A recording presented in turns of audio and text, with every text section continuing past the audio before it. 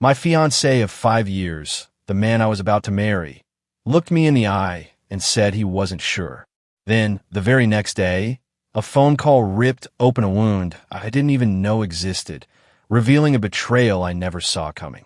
Dominic and I had built a life together for over 5 incredible years, engaged for 8 months. We were that classic rom-com couple, meeting at a housewarming, bonding over a shared hatred for IPAs and a ridiculous love for 90s cartoons. Our story unfolded at a perfect, comfortable pace. A year of dating, 2 years until we moved in, 3 until we adopted our fluffy tyrant Beans. Last summer, he proposed. It wasn't some grand, cinematic gesture, just a quiet Saturday morning hike to our favorite lookout point, where he nervously fumbled a ring box from his pocket. My heart soared. I said yes instantly, already dreaming of our October wedding. I threw myself into planning, meticulously picking out details, while Dominic mostly nodded along, a comfortable presence by my side. But then about 3 months ago, a subtle shift began. When I'd excitedly talk about venues, he'd murmur about the cost, or whether we really needed all those people. I dismissed it, telling myself it was typical guy apprehension, or maybe just budget jitters. Then his text started changing. I'd send caterer options, and hours later, I'd get it attached, looks fine, or whatever you want. When I asked if he was okay, he'd blame work. His construction company was swamped. It made sense, so I let it go. Last month, he started disappearing more frequently with his work friend, Paul. Beers after work, watching games at Paul's place. Again, nothing overtly suspicious, just more often. When he came home, he felt distant, glued to his phone, less affectionate. I confided in my best friend, Lena, who suggested it was just pre-wedding jitters and urged us to reconnect with a date night. So, last Friday, I made reservations at a new Italian spot, put on a dress I hadn't worn in a while, and even stocked the fridge with Dominic's favorite beer. I tried so hard. The date night was a disaster. He was utterly distracted, barely engaging. When I cautiously brought up our honeymoon plans, he dropped the bomb. He wasn't sure if he was ready for all this. Not just the honeymoon, but the wedding. Marriage. Everything. My world tilted. 5 years together, 8 months engaged, and now this? When I pressed him, he rambled about Paul's warnings that marriage changes things and Paul's brother's messy divorce. The discussion quickly spiraled, and I fought back tears, feeling my entire future crumble right there in the restaurant. We barely touched our entrees. The ride home was thick with suffocating silence. Back at our apartment, he deflected, saying he needed time to think, then banished himself to the couch. The next morning was agonizingly awkward. We moved around each other like strangers. He mentioned meeting Paul and some work friends to watch the game. I was too emotionally exhausted to argue. A few hours later, Lena called and dragged me out for coffee. I unloaded everything, every fear, every doubt, watching her listen patiently. She tried to soothe me, insisting it was just normal pre-wedding anxiety. After coffee, we wandered aimlessly through Target, my usual stress relief. I bought unnecessary throw pillows and new shampoo, because retail therapy is still therapy, right? By early evening, I felt a fragile calm and decided to head home. As I pulled into our apartment complex, my phone buzzed. It was Kyler, one of Dominic's coworkers I'd met at the company Christmas party. His text, "Are you okay?" Things got weird at the Rusty Nail. My stomach clenched. I called him immediately. He sounded deeply uncomfortable, clearly reluctant to share. But after some gentle pressing, he finally revealed the truth. The guys had been teasing Dominic about wedding planning. When Paul asked if he was really ready to be with one woman forever, Dominic expressed his doubts. Then, Kyler said, Dominic, who was apparently quite drunk, blurted out something like, "If you were prettier, I'd be more excited about marrying you." And then he laughed, like it was a joke. Kyler said he and some others called Dominic out, but Dominic just got defensive, insisting they couldn't take a joke. I sat in my car, paralyzed for 20 minutes, silent tears streaming down my face. The man I loved for 5 years, the man who was supposed to be my forever, had publicly humiliated me, joked about my appearance being the reason he wasn't excited to marry me. When I finally went inside, Dominic was passed out on the couch, still in his clothes, the apartment reeking of stale beer. I took Beans into the bedroom, locked the door, and cried myself to sleep. Sunday morning, I woke to the familiar smell of coffee and bacon, Dominic's standard apology breakfast. He looked hungover and sheepish, clearly hoping food would smooth things over. While I confronted him about Kyler's call, his face fell. He immediately tried to downplay it, claiming he was drunk and being stupid. He said the guys were ragging on him about being tied down, and he just said something dumb to shut them up. His excuse of guys being guys only made me angrier. We argued about how he could humiliate me like that. He insisted that wasn't his intention, that he was just stressed about wedding costs and pressure. But I couldn't get past the brutal fact that he'd used my appearance as the punchline to a cruel joke. I couldn't stay there. I grabbed my purse and fled to my brother Elliot's place. Elliot has always been my safe harbor. When I told him, he was furious, ready to confront Dominic himself. I managed to calm him, explaining I just needed space. All day Sunday, Dominic's texts flooded my phone. Apologies, please to come home. I responded only once. I need time. I called in sick on Monday, unable to face my dental office job and pretend everything was fine. Around 9 a.m., Dominic's mom, Valerie, called. We'd always been close. She was more supportive than my own mother, who lives in Florida with husband number 3. Valerie sounded incredibly upset, saying Dominic had called her the night before, and there was something important I needed to know. She asked to meet, and that's where I was, sitting in my car outside a coffee shop, 15 minutes away from meeting Valerie, wondering what else could possibly shatter my already broken world. Was my 5-year relationship truly over? I kept twisting my engagement ring, wondering if I should have seen this coming. Was I blind? Or did things really change this suddenly? First, thank you all for the overwhelming support on my original post. I didn't expect thousands of comments. I tried to read as many as I could between crying sessions and stress-eating emergency Oreos from my brother's pantry. And yes, I met with Valerie, Dominic's mom. A lot has happened in the last 2 days, and I'm still processing everything. After posting on Monday, I called in sick again. My boss was understanding, and apparently, I sounded like death. I spent most of the morning in Elliot's spare room/storage closet, scrolling through your comments. Around noon, Lena came over with sandwiches. I hadn't eaten much since Sunday, so I forced myself to take a few bites. Lena gently reminded me I couldn't avoid Dominic forever. We lived together, had joint accounts, we'd have to talk eventually. She was right. I couldn't hide at my brother's indefinitely, especially with his girlfriend coming over for Taco Tuesday.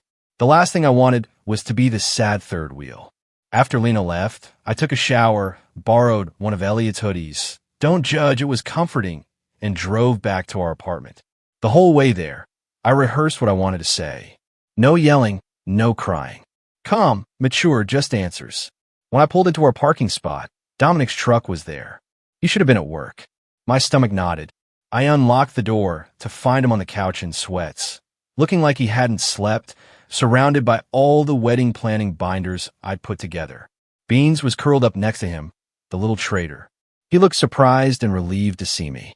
He'd taken personal time, apparently trying to figure out how he messed up so badly. I remained standing by the door, not ready to sit beside him. Looking at wedding plans isn't going to fix what you said, I told him. What followed was a long, incredibly difficult conversation. He apologized again for the bar comment, calling it inexcusable, claiming he didn't even believe it. When I asked why he'd say something he didn't believe, he stammered about trying to look cool in front of his friends, a response that only fueled my anger. I brought up his earlier comments, reminding him he'd expressed doubts about our wedding even when sober.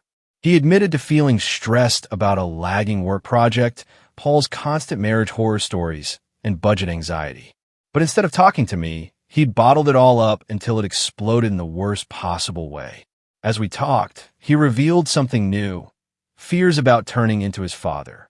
Dominic rarely spoke about his dad, who'd left when Dominic was 12 after having an affair and moving to Arizona. Though Dominic always insisted it didn't affect him, he now confessed he worried about a genetic predisposition to cheat or abandon his family. I pointed out he wasn't his father, that genetics don't determine relationship choices. His response was telling. He wondered if he could truly promise forever when forever seemed so impossible based on what he'd witnessed growing up. When I asked if he'd discussed these fears with anyone else, he hesitated, then admitted he'd been talking to Kyler sometimes.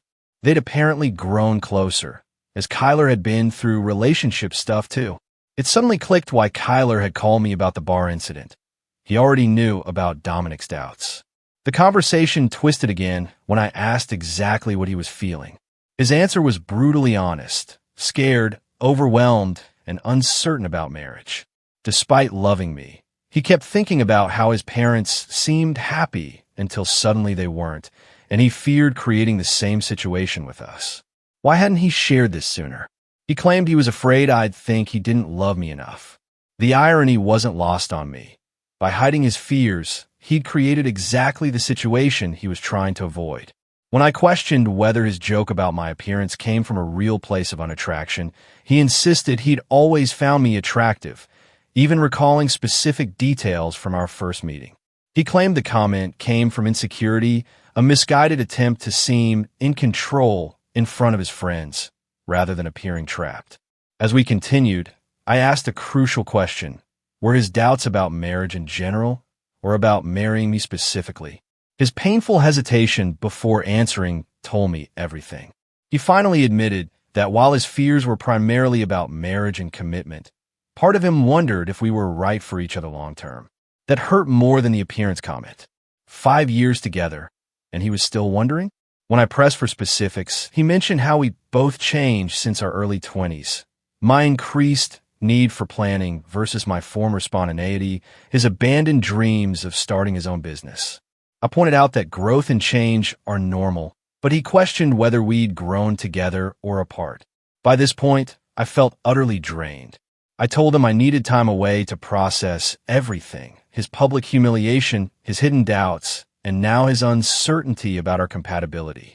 He pleaded for us to work through it, offering therapy or couples counseling. But I remained firm. As I went to pack more clothes, he mentioned my phone had been buzzing. I checked. 3 missed calls for Valerie. In all the chaos, I'd completely forgotten our planned coffee meeting. When I told Dominic, his expression shifted from confusion to concern. He asked what his mom wanted to talk about. I explained she'd called crying, saying she needed to discuss something important after his Sunday night call to her. His reaction was telling. The color drained from his face, and he wouldn't meet my eyes. When I asked what he told her, he vaguely mentioned their fight and his doubts. His evasiveness made me suspicious. When pressed further, he said it wasn't his place to explain and suggested I hear it from his mom directly. I stepped away and called Valerie back. She answered immediately, relieved I was okay. I told her I was at the apartment, talking with Dominic. Her voice sounded strange when I mentioned him, further increasing my suspicion that something significant was being kept from me. After arranging to meet Valerie in 30 minutes, I confronted Dominic again. What does your mother know that I don't? He finally looked up, his expression a mix of guilt and resignation. He said there was something he should have told me himself, and suggested I talk to his mom, offering to be gone when I returned if that's what I wanted. I quickly packed enough clothes for a week, along with toiletries and my laptop. At the door, Dominic said he loved me. Sometimes love isn't enough, I replied. On my way to meet Valerie, Karina, Dominic's sister, called. She was clearly concerned, asking what was happening. She'd heard about the bar incident from Paul, noted Dominic wasn't answering her texts, and their mom seemed upset.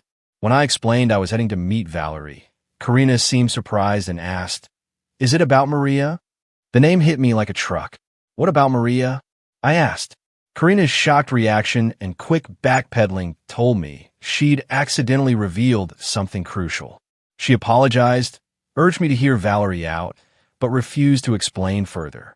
As I pulled into the coffee shop parking lot, Valerie was already waiting, her eyes red-rimmed and puffy. Whatever she was about to tell me, I had a feeling it was going to change everything. My phone buzzed with a text as I walked toward her table. It was from Dominic. Whatever my mom tells you, please remember that I do love you. I just got scared and made terrible mistakes. I'll understand if you can't forgive me. I put my phone away, took a deep breath, and sat down. By the way, if you're still with me, riding this emotional roller coaster, please hit that subscribe button. More raw, unbelievable stories like mine are coming. So, the meeting with Valerie. Where do I even begin? The coffee shop was bustling, but Valerie had snagged a corner booth, offering an illusion of privacy. She looked utterly unlike herself. Her usually perfect bob was disheveled, and she wore no makeup. In 5 years, I'd never seen Valerie without at least mascara and lipstick. When I arrived, she hugged me, smelling of her signature lavender dryer sheets. I ordered a black coffee, though what I really wanted was a caramel latte with extra whipped cream. It felt wrong to order something frivolous for this conversation. After some awkward small talk, Valerie got straight to it. Dominic had called her Sunday night in a complete emotional meltdown. While his fears about commitment and turning into his father were real, there was something much more immediate causing his behavior. "Maria," she whispered, nervously shredding a napkin into tiny pieces. Maria, the new project coordinator at Dominic's company, the woman he'd mentioned a few times in passing. As Valerie explained, Dominic had developed feelings for Maria over the past few months. Nothing physical had happened, at least according to what he told his mother, but there was an emotional connection that was making him question everything about our relationship. I sat there, trying to process, feeling like the coffee shop was tilting sideways. While Valerie continued, I was mentally connecting dots. Maria had started at Dominic's company around New Year's. I met her briefly at the holiday party in March. By then, Dominic had already been acting different, more distant, checking his phone constantly, spending more time with work friends. What I'd written off as stress now looked like something else entirely. When I asked Valerie why she was telling me this, instead of protecting her son, her eyes welled up. The parallel to her own marriage breakdown became chillingly clear. Before Dominic's father left, there had been months of distance, hurtful comments, manufactured arguments, all designed to create distance rather than admit the truth. Valerie didn't want to see history repeat itself, with me left in the dark while Dominic took the coward's way out. The comment at the bar suddenly made horrifying sense. Not just drunken stupidity, but a subconscious attempt to sabotage our relationship so he wouldn't have to make the hard choice himself. We talked for over an hour. Valerie shared more about her own experience, how she tried to save her marriage, how she blamed herself. Before we parted ways in the parking lot, she said something that's been echoing in my head. The hardest lesson I learned was that you can't make someone choose you.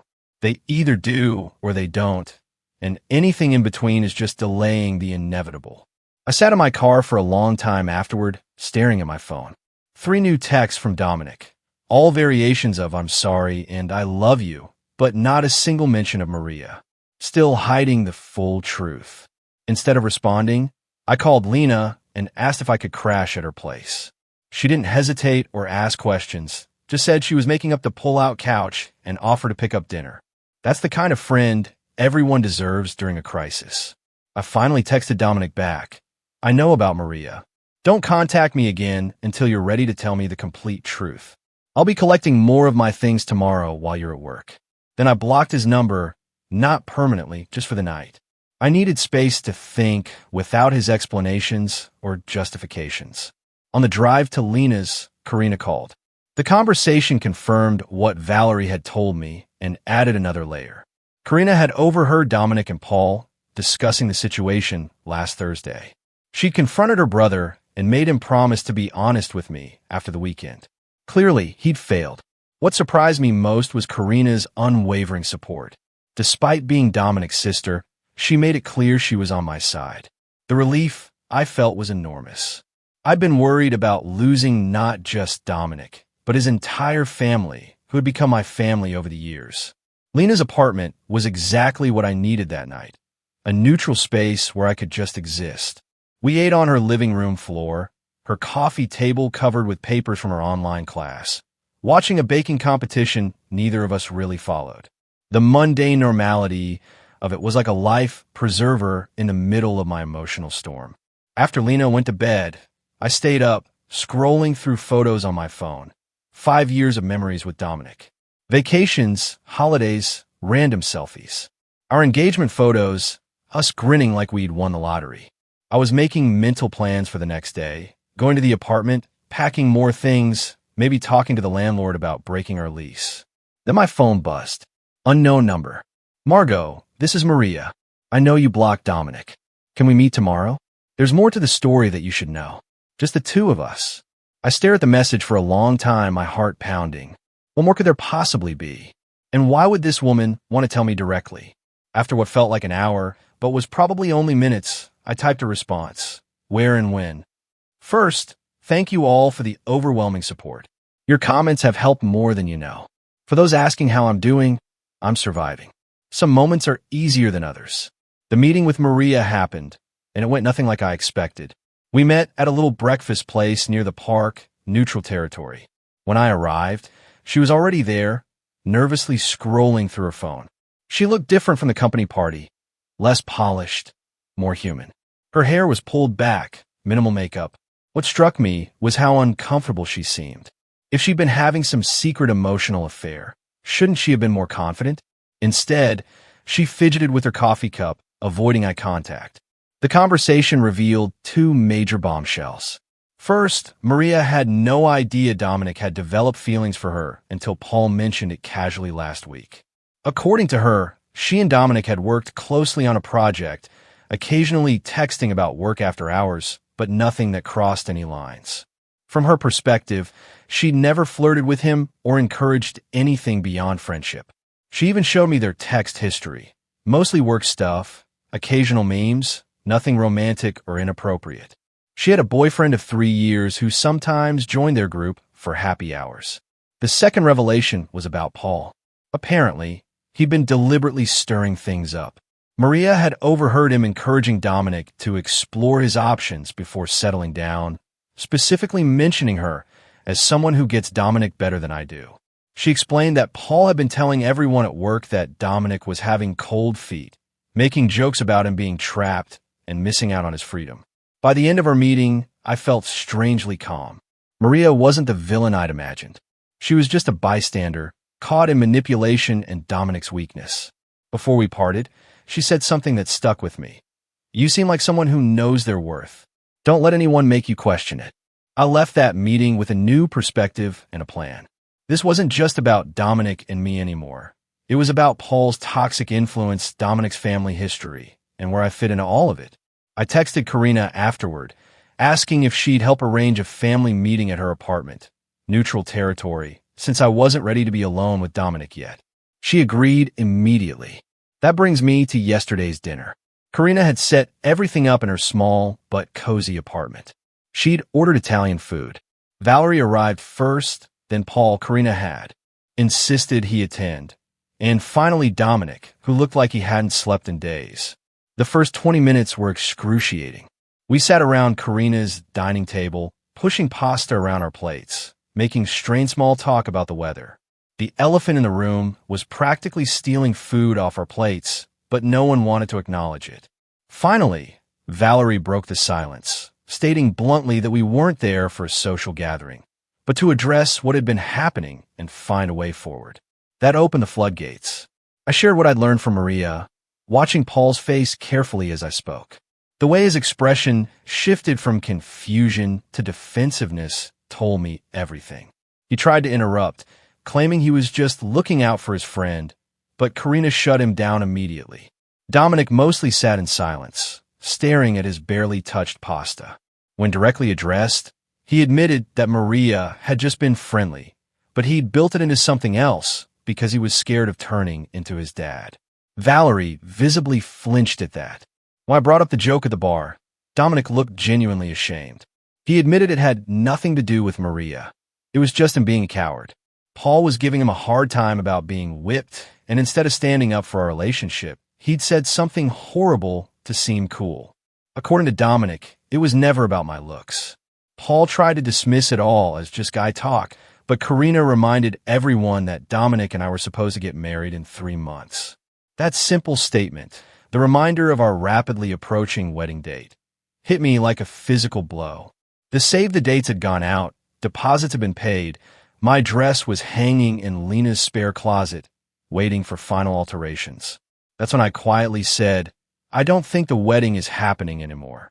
The room went silent. Dominic started to protest, but I cut him off. I explained how I'd spent the last week trying to understand how he got here. What I'd realized was that this wasn't just about Maria, or that joke, or even Paul's toxic influence. This was about Dominic not being honest with me, or himself.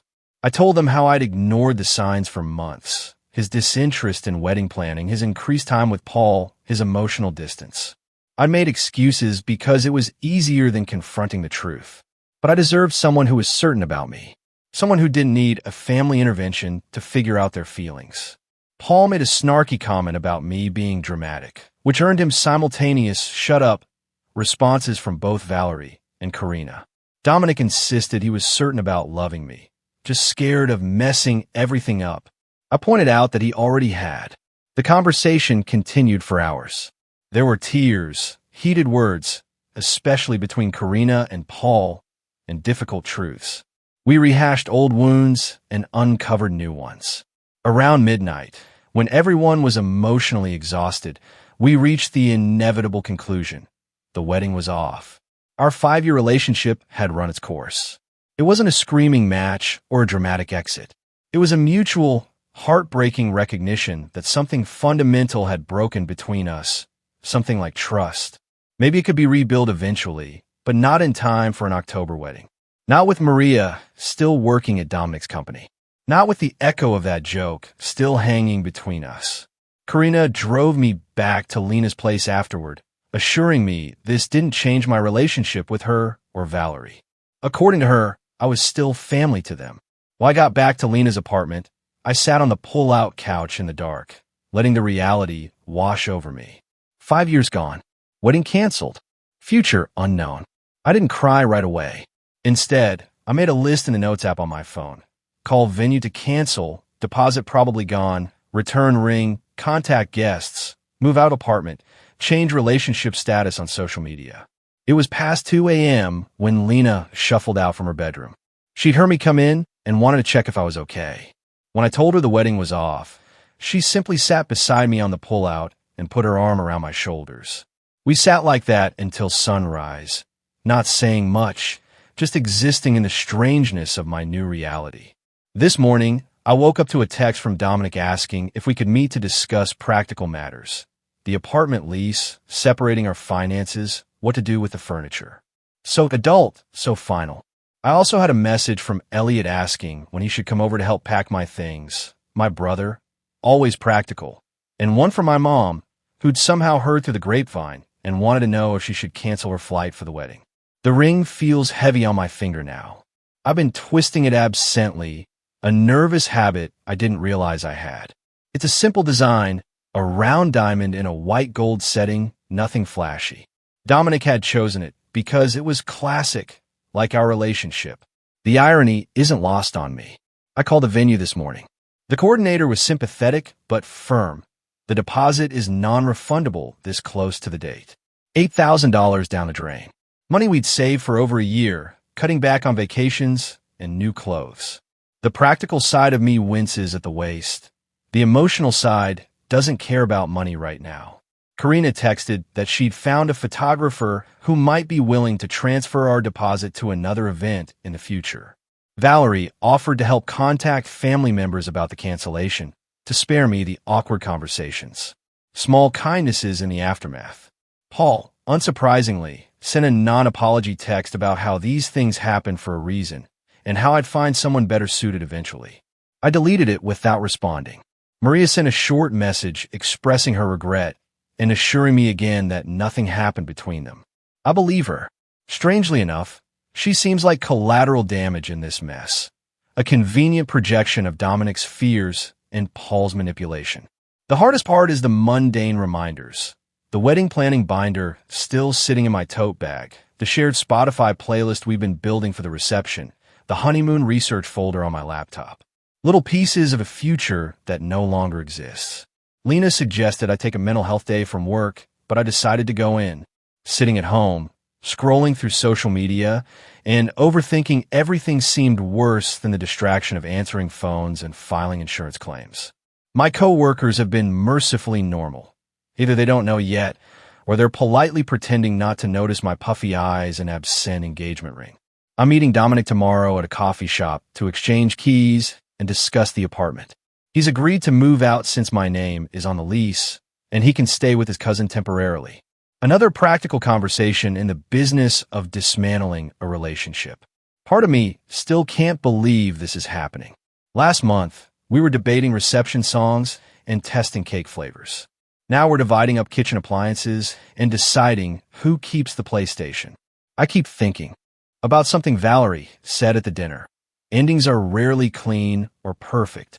Most of the time, they're messy and sad and complicated. She would know. She rebuilt her life after Dominic's father left, raised 2 kids alone, found happiness again eventually. Looking at her now, you'd never guess she went through something so painful. Maybe there's hope in that. For now, I'm taking it one day at a time. Tomorrow, I'll handle the apartment and finances. Next week, I'll start looking for my own place. The future beyond that is blurry, but it exists. Karina just texted to ask if I want to meet for coffee this weekend. She mentioned that her family friend, Kenzo, an older gentleman who's known their family forever, offered his vacation cabin if I need a getaway to clear my head. The support from Dominic's family is unexpected but deeply appreciated. I haven't decided if I'll take Kenzo up on his offer. Part of me wants to escape somewhere quiet to process everything. Another part knows I need my support system right now. Lena, with her practical compassion. Elliot, with his protective big brother energy. Even Valerie and Karina, with their complicated loyalty. What I do know is that I won't be checking my wedding countdown app anymore. Won't be pinning reception decor ideas or practicing a new signature with Dominic's last name. That future is gone. And while I don't know what comes next, I'm starting to believe there will be something.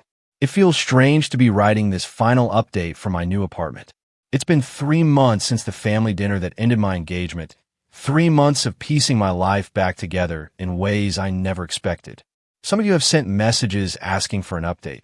So here it is, the good, the bad, and the unexpected. First, the practical stuff. Dominic moved out of our shared apartment within a week of our breakup. Elliot and Lena helped me pack up his things while he was at work, leaving them neatly labeled in the living room for him to collect. It was surreal, separating 5 years of shared existence into his and mine. The coffee maker he'd gotten for his birthday, the throw blanket I'd bought on our weekend trip, the framed photos we'd hung on every wall. The apartment felt hollow afterward, like a stage set rather than a home. I lasted 2 more weeks there before the lease manager agreed to let me break the contract with an extra month's payment. It was worth the money to escape the ghost of our relationship that lingered in every room. Finding a new place was harder than expected. The rental market is brutal right now, and my budget as a single person is considerably tighter. I ended up in a smaller 1-bedroom across town, further from work, but with a tiny balcony where I've started growing herbs in dollar store pots. The basil keeps dying, but the mint is thriving against all odds. I choose to see that as symbolic. Financially, it's been an adjustment. Our shared expenses were suddenly all on me. Car insurance, streaming services, even groceries seem more expensive when you're cooking for one. I've become that person who uses coupons and buys store brands, tracks expenses in a spreadsheet, and thinks twice before ordering takeout. Growing up stuff I never thought I'd have to learn at 29. The wedding vendors were surprisingly understanding. The venue kept our deposit, but sent a kind note, hoping I'd find happiness. The florist refunded half our payment despite their no-refund policy. The DJ recommended his brother, who works at a therapy center, an unexpected but thoughtful gesture. The engagement ring sits in my dresser drawer in its original box. Dominic said I should keep it or sell it, that it was bad karma for him to take it back. I haven't decided what to do with it yet. Some days I forget it's there. Other days I open the box and stare at it, wondering how something so small could have represented such big promises. Social media was its own special hell. I waited 2 weeks before changing my relationship status, dreading the flood of questions. When I finally did it at 2 a.m. on a Tuesday, the notifications poured in anyway. Well-meaning friends with their "what happened?" messages, distant relatives offering prayers, former classmates I hadn't spoken to in years suddenly sliding into my DMs with faux concern that felt more like curiosity. I posted a brief, vague statement about mutual decisions and requesting privacy, then muted notifications and threw my phone across the couch. Later, I posted a single photo of my new apartment keys with the caption "New Beginnings." It got fewer likes than my engagement announcement, but felt more genuine somehow. Now, about Dominic. We've spoken a handful of times since the breakup, mostly about practical matters. Mail that came to the wrong address, the shared cloud storage account we forgot to separate, returning a borrowed air fryer to his sister. Each conversation has been civil but strained, like acquaintances forced to make small talk in an elevator. He's still working at the same company, still friends with Paul, though Karina tells me they've had some falling out recently. Still living at his cousin's place. According to the grapevine, aka Karina, the situation with Maria got awkward after our breakup. She requested a transfer to a different team and has been cold toward him since learning the full story. The biggest surprise came last month when Dominic texted asking if we could meet. We hadn't seen each other face to face since the key exchange at the apartment, and part of me was curious what he wanted. We met at a coffee shop near my new place, neutral territory with plenty of witnesses, as Lena half-jokingly suggested. He looked different, thinner, with darker circles under his eyes, wearing a shirt I didn't recognize. The first 10 minutes were stilted small talk about work and weather. Then he pulled out a journal. "I've been seeing someone," he said, and my heart did a weird little stutter before he clarified, "a therapist." The journal was part of his therapy, daily reflections on patterns and behaviors he wanted to change. He'd been examining his relationship with his father, his friendship with Paul, and the way he treated me. He didn't ask for forgiveness or reconciliation. He just wanted me to know he was working on himself. "I should have done this years ago," he admitted. "Maybe things would have been different." It was the most self-aware I'd ever seen him, and I found myself genuinely hoping therapy would help him, not for my sake. That ship has sailed, but because carrying around that much unresolved family trauma seemed exhausting. Before we parted ways, he mentioned he'd heard I was still close with his mom and sister. "I'm glad," he said. "They need good people in their lives." That's been one of the strangest parts of this breakup. Maintaining relationships with Dominic's family while disconnecting from him. Valerie texts me weekly, usually sending funny memes or updates about her garden. Karina and I have breakfast every other Sunday at this little diner halfway between our apartments. They've been careful not to put me in uncomfortable positions or share too much about Dominic, respecting the boundaries I've set. As for me, personally, I'd like to say I've had some profound awakening, that I've found myself through this heartbreak. The reality is messy, eh? Some days I feel liberated, relieved that I didn't marry someone who could hurt me so carelessly. Other days, usually when my hot water heater acts up or I can't reach something on the top shelf that Dominic would have grabbed for me, I miss the practical comforts of partnership. I've started therapy too, not because of the breakup specifically, but because it made me realize how much I'd compromised myself in that relationship, how many red flags I'd ignored because they came wrapped in the comfort of familiarity, how much of myself I'd set aside to make room for Dominic's needs and insecurities. My therapist suggested I reclaim some parts of myself that got lost along the way.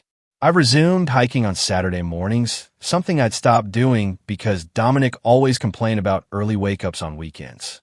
Dating again feels like a distant concept, though my colleagues have started making noises about setting me up with this great guy they know.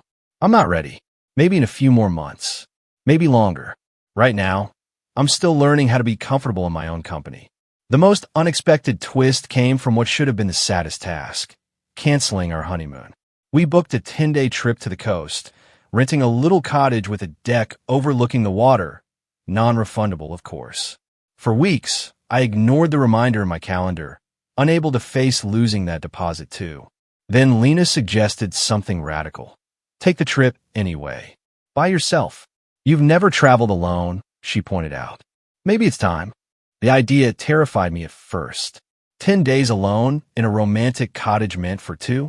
It sounded like the setup for a sad indie film. But the more I thought about it, the more appealing it became. I could wake up when I wanted, explore without compromising, read an entire book in one sitting if I felt like it.